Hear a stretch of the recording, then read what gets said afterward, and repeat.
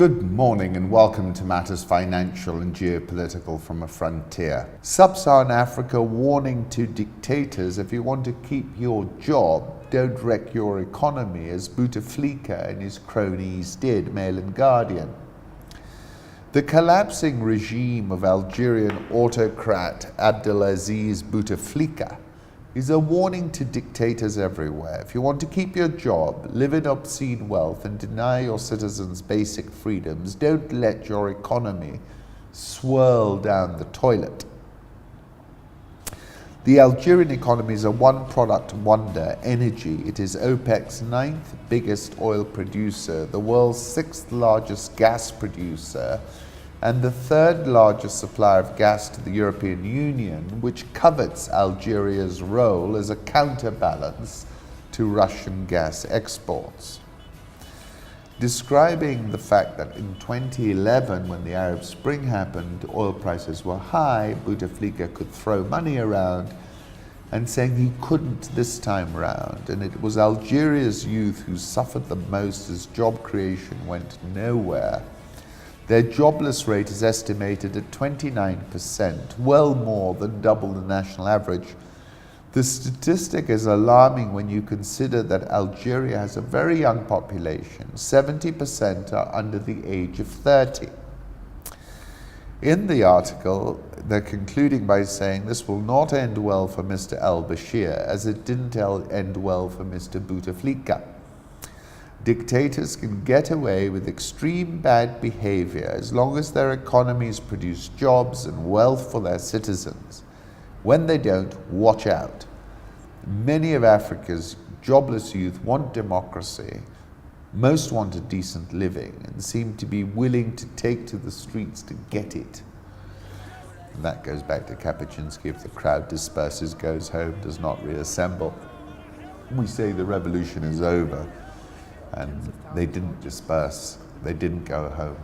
And that's why Bouteflika is on his way, or well, on his way in some shape or form. And I wrote about this thing in November 2014 when beautiful Blaise Compaoré was overthrown. And I was describing a very young, informed and connected African youth demographic, which everyone was calling a demographic dividend. But I was saying for beautiful Blaise, it turned into a demographic terminator. And I said, this is going to alter the existing equilibrium between the rulers and their subjects. 21st of January, writing about Sudan, I said, Bashir is a political Harry Houdini. Otherwise, he would not have lasted more than 3 decades. But it's clear these are the last days or the end times. Kapuscinski characterized the revolutionary moment thus: the choice of that moment is the greatest riddle of history. There was a comparison being made between Algeria and Tunisia, which took me back to the Jasmine Revolution, and a quote that was a refrain in Tunis at the time: we're not afraid, we're not afraid, we're afraid only of God. And the point about that remark is, when you got nothing to lose, that's the most dangerous moment for any regime. And final point which I was making is that there is a correlation between high inflation, a dumping economy, and revolutionary conditions, which is what the Mail and Guardian article was speaking about. South African oil shares up 5.62% year to date. Dollar versus Rand, the Rand is at 14.3673. I saw something flash across my screen. I think it was Moody's saying they could still downgrade South Africa, whereas people had expected any decision a few months forward. Egyptian pound 17.425. Nigerian oil shares down 0.37% this year. Ghana's currency in the last few minutes has just become the cheapest in Africa. That's from RentCap Man. And I wrote an article at the end of February, Currency Puzzles, and I said the currency markets in Africa, however, have been idiosyncratic and endlessly fascinating. And I was citing then the Ghana cedi slumped to an all-time low at the end of Feb, weakened 8.6% year-to-date at that time, worst performing currency in the world. The Ghana Stock Exchange Composite Index is down 2.95%. Of course, they're in the market for $3 billion. Africa's largest e-commerce company is set to list on the New York Stock Exchange Quartz.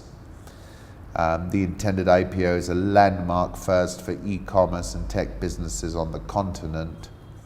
Widely expected, Jumia will be Africa's first tech unicorn, a venture-funded company valued at more than $1 billion. It will trade as JMIA on the New York Stock Exchange. As part of its pitch to shareholders, Jumia cites itself as the only e-commerce business successfully operating across multiple regions in Africa, with 4 million active customers as of December last year.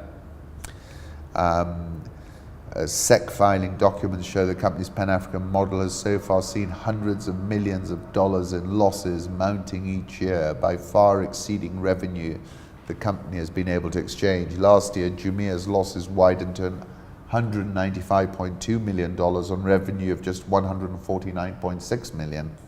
Accumulated losses of nearly $1 billion.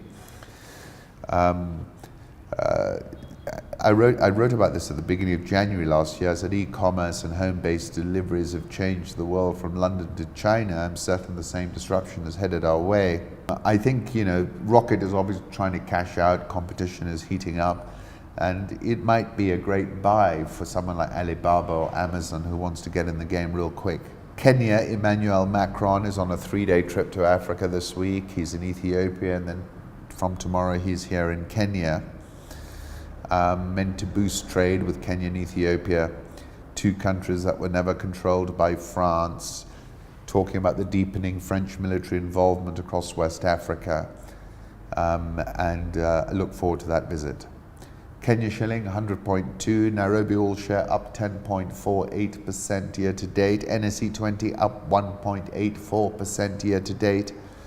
My article was Roadtrip to Garissa, and I started with a quote from Bruce Lee, the Kung Fu King, who said, "Life is wide, limitless, there is no border, no frontier."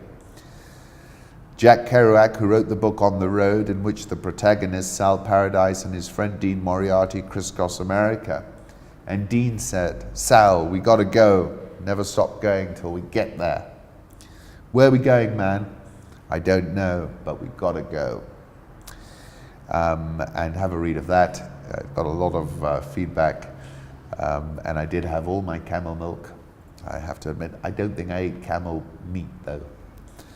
Cement consumption, final point, declined for the second consecutive year, down 4.7% year on year to 5.5 million tons. This is a leading indicator by all accounts. Thank you for stopping by.